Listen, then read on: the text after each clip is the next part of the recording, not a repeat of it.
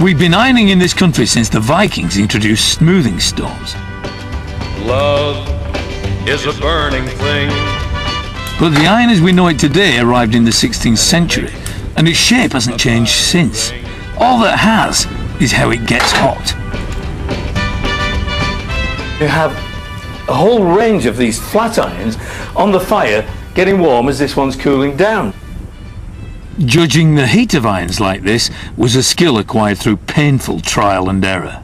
So you have to remember that people were much more used to handling hot things.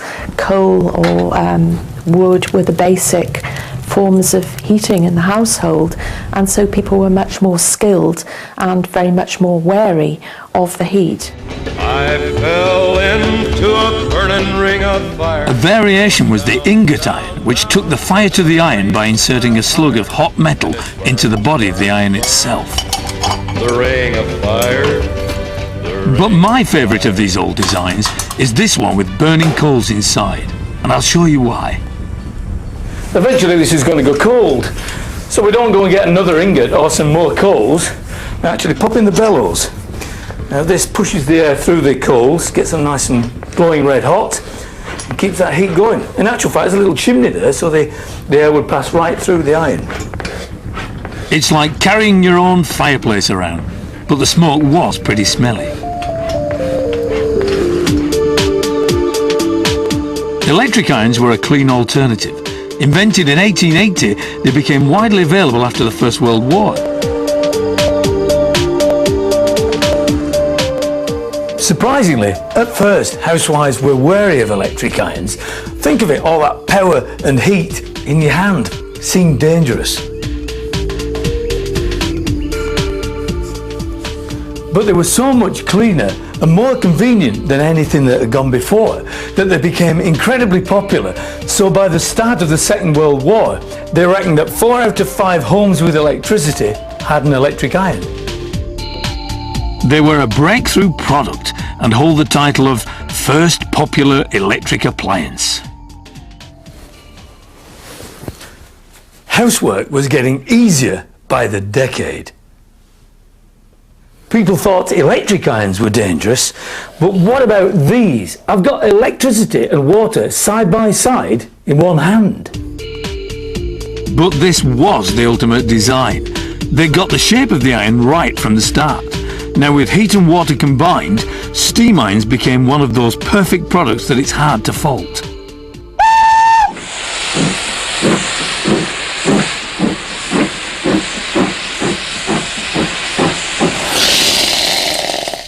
Phew, time for a quick cuppa. You didn't think it'd be that easy, did you? 100 years ago, how long would it take to boil a kettle? With this? Well, let's have a look. First we need some heat, and the heat here is a fire, and we've got to get this fire going. And to do that, we've got to get this bellows going, we've got to get some air through it, we've got to get a nice blaze going. Now this is a daily task performed by the lady of the house, who would have to run the house, clean the house, all with the hot water generated in this kettle. Now this is work. I'm worked out already, and we haven't even started to scrub floors and scrub shirts. And you just see those little old Victorian ladies coming around in the morning for the cappuccinos with biceps about a foot wide. This should be an Olympic event. Look out, Steve Redgrave, mate. This does give you the strength. Well, I think it's perhaps getting a little bit too hot. Well, where's the off button? Where's the off button? No switch, no button. Because there's no instant cut-off. It's all got to be worked at. Just too hot for me. Whoa, this is heavy, and it's heavy because it's cast iron. It's not plastic, it's not aluminium, it's cast iron, and it's heavy before we even get any water in it. So let's get some water in it. Let's get the old pump going. And this is an old tub. It's not a tap, it's not a main, it's nothing like that. This is a rain tub. Of course, in the old days, this would be from a trough or from a well or something like that. And again, it involves work. Oh dear me. Just think people are going to bath in this and drink it. Oh, let's get it done. That there. Now, how long will this take to boil? It's essentially a big cylinder with a big flat bottom to catch all the heat, very efficient. Boil, boil, boil, boil, boil, and all the water pops out as steam. Hopefully you've got some left to actually make your brew and do your washing and all that afterwards. But it took at least half an hour for the kettle to boil.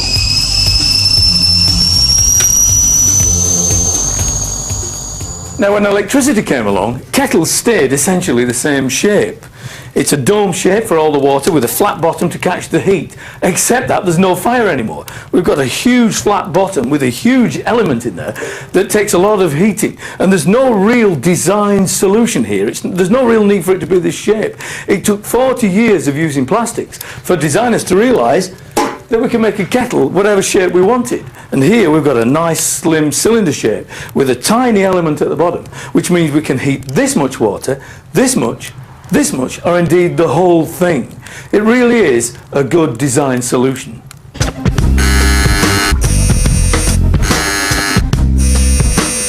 Clocks give us automation. And if you stick a kettle and a clock together, you get a nice automated servant replacement, which is this British Teasmade. And it had to be British, didn't it, really? At a certain time, the time you set, the water is siphoned from this traditional kettle into the teapot here. And as the weight is reduced on the machine, it tilts the whole Heath Robinson contraption forwards and sets the alarm off and wakes you up. Light comes on and bing, nice cup of tea. The Teasmade was invented in the 30s. By the 50s, its appearance had become sleek and purpose-built. But to me, there's something wonderfully appealing about the older model. It wears its heart on its spout. Looks like the old model is winning the race so far. Way, and there we go. So we better turn that off. That's great. And if you're not too alarmed, I bet you could really enjoy a nice cup of tea first thing in the morning. Actually, I'm a coffee man myself. Welcome to the 21st century. We don't really need the kettle anymore. As a designer, I reckon this is the most efficient way, and best way perhaps, of making a great brew. Hey, but that's my personal opinion. Sometimes revolutionary design just sneaks up on you. Remote controls are nothing new. But when they govern everything from lighting to heating, entertainment and cooking, we're talking about a revolution in the home.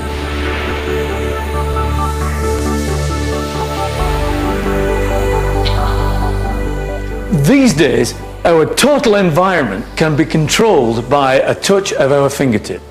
And in an ultra-modern, fantastic apartment like this, those fingertip controls can be on your mobile phone. But I remember when phones were phones for speaking to people. Let's speak to someone.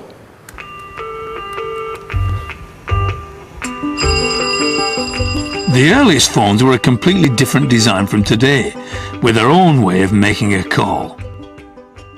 A bit like this 1880s model here, which is this shape, because the dial mechanism, the clockwork, hadn't been invented, the exchanges hadn't been invented, and we simply got in touch with the operator, a human being, a person, by pressing this button here.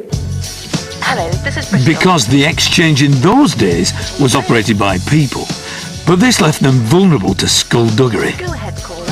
In the 1890s, Almond Strowger, an undertaker in Kansas, found work getting scarce. His rival across town, however, was doing fine, and his wife worked at the telephone exchange. Strowger suspected she was referring all calls to her husband's business. Mr. Strowger set to work to even the score, and the automatic telephone exchange was born. They still bear his name to this day. We simply must get to the bottom of this telephone business. Calling is a better word. Since exchange is no robbery, let's have a peep at the amazing apparatus behind the scenes, and so get an idea of what happens when we dial.